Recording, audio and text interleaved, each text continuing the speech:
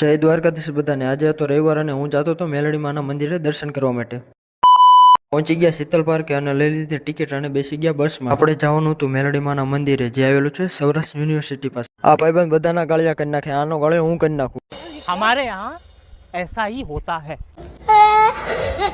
આવી ગયો સમરસ હોસ્ટેલે ભાઈબંધને લેવા, અને મેં કીધું ચડ્ડા ઘરે પહેરવાની વસ્તુ, પણ આ નો માન્યો। बड़े खतरनाक लोग हैं। સૂર્યાસ્તને જોઈને બે કમેન્ટ કરી દો। મળી ગયા આપણા સબસ્ક્રાઇબર અને કરી લીધા રામ રામ, પણ હવે સબસ્ક્રાઇબર જોવા ન જતા પાછા। तू समझा? हाँ। नहीं तू समझा नहीं।